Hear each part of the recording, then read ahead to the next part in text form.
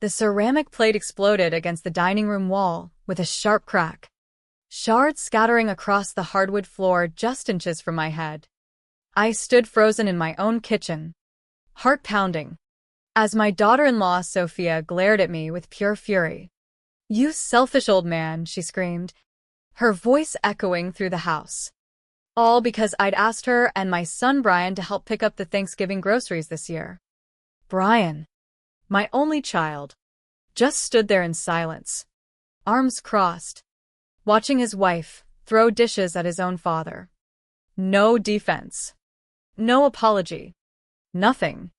My name is Thomas Harper. I'm 71 years old, retired civil engineer, and founder of the Harper Hope Foundation. As I knelt to sweep up the broken pieces, the anger burning in my chest gave way to something colder and deeper.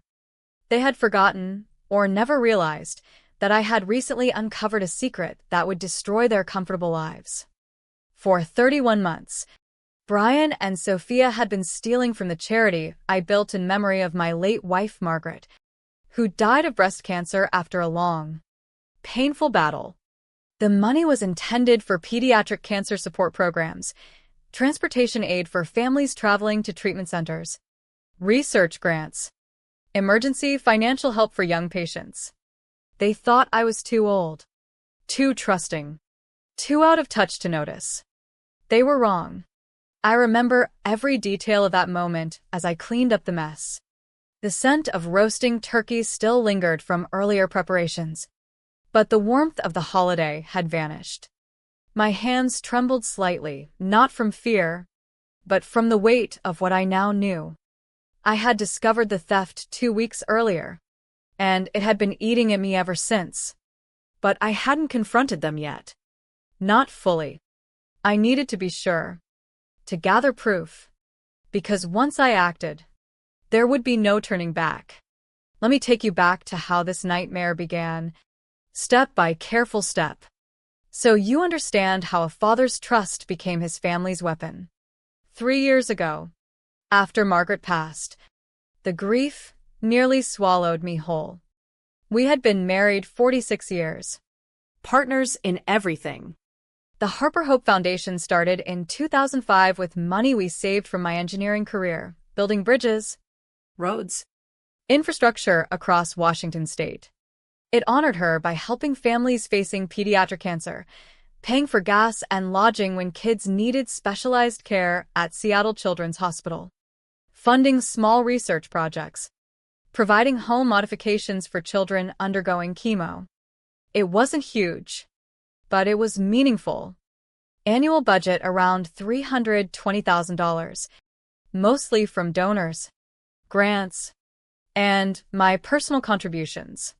Brian seemed eager when I asked him to help manage operations.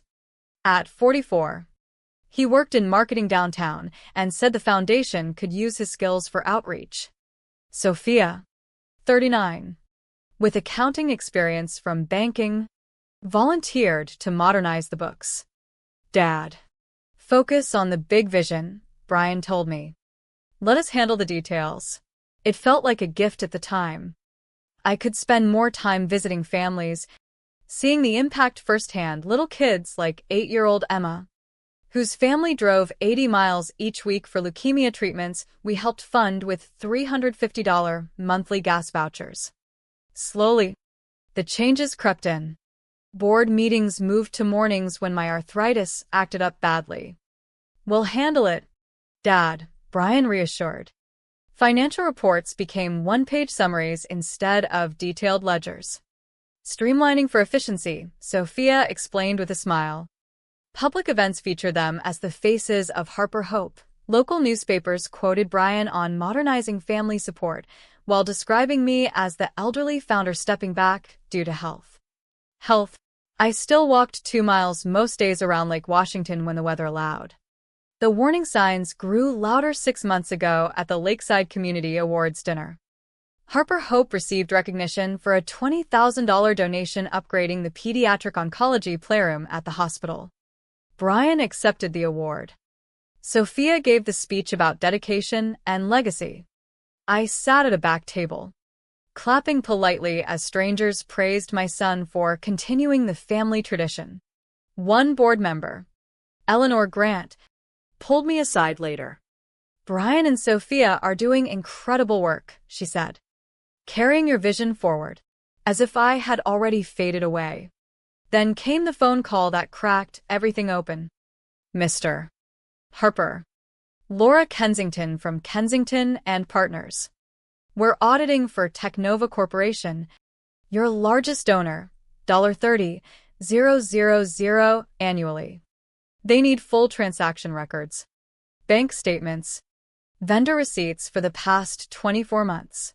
Technova, a Seattle tech giant, required transparency for tax purposes." I agreed, but Laura specified working directly with the sole trustee me. I had never transferred legal control. That night in my home office, I pulled files from the fireproof safe. It took 3 hours to sort 18 months of records. 30 minutes later, the numbers screamed fraud. Irregular expenditures, $410,000 over 31 months. More than our full annual budget. Phantom vendors like Pacific Family Aid Consultants LLC, receiving $19,000 monthly for non-existent family support coordination. Donor Cultivation Summit, expenses in the Bahamas, $13,500 for flights. Resort, spa treatments. No actual donors listed. No follow-up reports. A $16,000 technology upgrade for the foundation office that still ran on the same old computers and jammed printer. I drove to the office on Maple Street. Same outdated setup. But in the lot sat Brian's new Lexus RX SUV with dealer plates, base price $48,000 cash. I sat in my truck, stomach turning. My son's luxury ride funded by money for sick children. That evening, I called my attorney Richard Ellis. "I need to know my exact authority over the foundation." Richard confirmed. "Sole trustee since 2005. Absolute power to hire, fire, restructure, or dissolve. All major withdrawals required my signature. Unauthorized large expenses could be criminal." I sat in the dark kitchen long after, coffee cold, thinking of Margaret. "Charity is doing what's right, even when it's hard," she used to say. The foundation served real families. The Parkers, whose 10-year-old son needed weekly radiation, we covered transport for, research grants advancing targeted therapies. $410,000 stolen meant dozens of families lost critical help during the coldest months. The next morning, I emailed the FBI's Financial Crimes Unit in Seattle, detailing suspected embezzlement exceeding $400,000 from a nonprofit. Documentation attached. By the Tuesday before Thanksgiving, I tested the waters. I called Brian. "Meet me at the office for a quarterly review. Bring Sophia."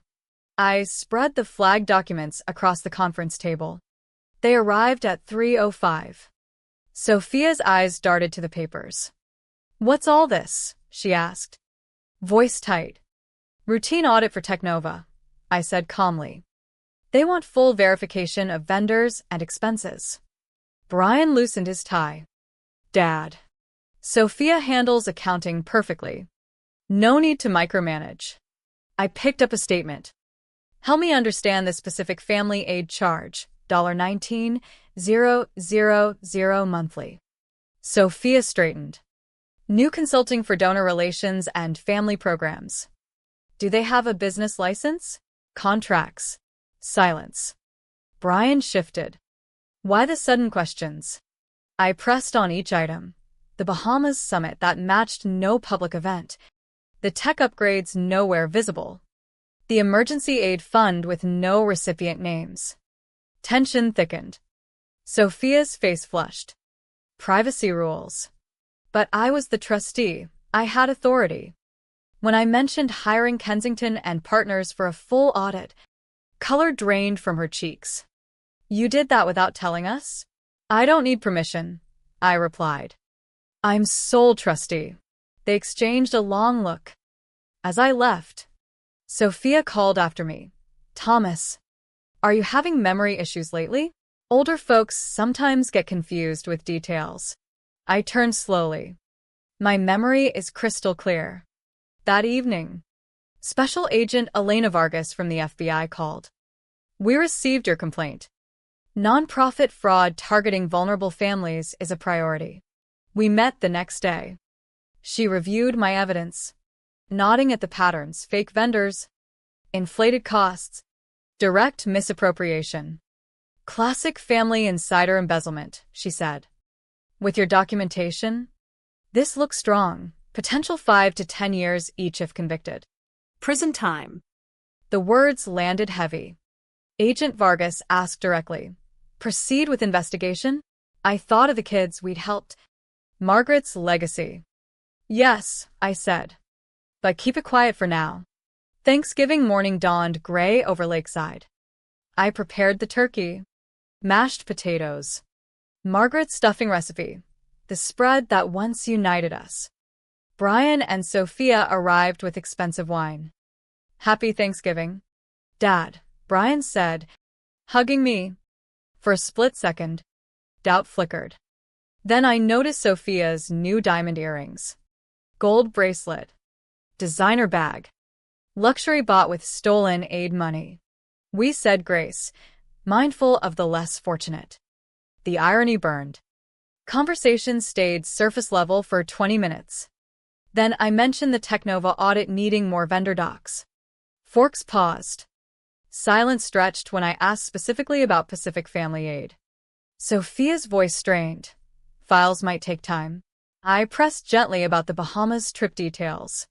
Brian suggested bringing in professional leadership, hinting Sophia as executive director at $78,000 salary.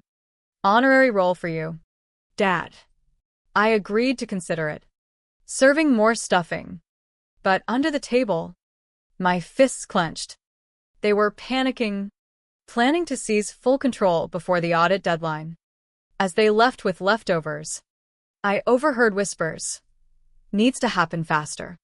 Auditor digging. They hugged goodbye. But the warmth was gone. That night, Agent Vargas texted. Dinner observations noted. Analysis accelerating. I cleaned the kitchen alone. Mind racing. They wanted to accelerate? So would I. Black Friday morning. My phone rang early. Agent Vargas. Preliminary analysis worse. $410,000 confirmed missing. Down payment on their house, $88,000 cash. Brian's Lexus, $48,000. Credit cards for vacations, restaurants, designer clothes. Fake salaries routed through the phantom vendor registered to Sophia's maiden name P.O. Box. Bahamas trip, first class. 5-star resort. Spa, pure personal luxury. We execute search warrants Monday, she said. Their home, foundation office, devices. Nicole, no. Sophia had inquired about flights to non-extradition countries. Flight risk high. I was to act normal, document everything, deflect questions. I met my lawyer Richard again. He filed immediate termination of their access, bank privileges revoked, roles eliminated. Locks changed that afternoon. By evening, Brian and Sophia were locked out without knowing. Saturday, Brian called panicked. Can't access accounts for November payments. System error. I played dumb. Bank security update maybe. He pushed for the executive director talk next week. I suggested the December 3rd board meeting. Sunday evening update from Vargas. Warrants Monday, 8 a.m. Simultaneous. Media would cover. Foundation Christmas Gala December 15th. Perfect timing for transparency announcement. Monday dawn tense. From my window, I watched FBI agents knock at their guest house 200 yards away. Brian answered in robe, stepping back shocked. Sophia appeared. Robe clutched tight. Warrants shown. Agents carried out boxes. Computers. Evidence bags. Brian called at 8:47. Voice high. FBI is searching our house. Embezzlement claim? This is crazy. Dad. I feign surprise. Call a lawyer. I'll help however I can. The irony stung. They couldn't afford one after blowing $410,000 on luxuries. By 10 a.m., Richard confirmed eviction notices filed. 30 days to vacate guest house. But recommend immediate departure. Agent Vargas reported. Falsified invoices. Emails planning scheme found. Grand jury likely by Wednesday. Arrest soon. I drove to the office post-search. Yellow tape. Receipts left behind. I sat at my desk, typing donor letters about serious irregularities and governance changes. Board member Eleanor Grant arrived for emergency meeting. I told her everything. She was horrified. $410,000? From Cancer Kids. She pledged support for new procedures, professional audits, oversight. By evening, local news broke. Arrests coordinated. Brian handcuffed leaving work. Sophia at grocery store. Designer bag seized. Footage viral. Social media exploded. Outrage over stealing from pediatric patients and homeless adjacent aid programs. Donations surprisingly surged. Technova wanted to increase to $60,000. Hospital pledged matching. Community saw my choice. Justice over blind loyalty. Wednesday indictments. Wire fraud. Theft from charity. Money laundering. Tax evasion. Public arrests maximum visibility. Brian at marketing firm. Sophia at store names. Faces everywhere. Asset seizure Monday. House. Lexus. Jewelry. Furniture. All purchased with stolen funds confiscated. Restitution ordered $410,000 plus penalties to $640,000 total. Garnished wages 15 years if needed. Plea talks, if cooperate. Possibly 5 years each. I told their attorney I'd speak at sentencing, but truth only. Breach of trust. Impact on families like Emma's. Lack of remorse until caught. Handwritten letter from jail. Dad. Mistakes made. But we're family. Forgive us. Visit. I filed it away. The Christmas Gala December 15th at Convention Center. 300 attendees. Beautiful winter decor. I stood at podium. Acknowledged the theft by my son and daughter-in-law. The $410,000 stolen from Kids Aid. Silence heavy. Then announced. New donations $870,000 raised in weeks. Restoring funds. Expanding programs. Technova doubled. Hospital matching. Businesses pledging monthly. Standing ovation. New governance. Independent audits. No family operational roles. Eleanor joined me on stage with ceremonial checks. This foundation embodies character over comfort, I said, imagining Margaret beside me. After. People approached. You chose right thing. Lily Margaret would be proud. Alone later with Eleanor, peaceful for first time in months. No regrets except delay in acting. Next, interviewing non-family executive director.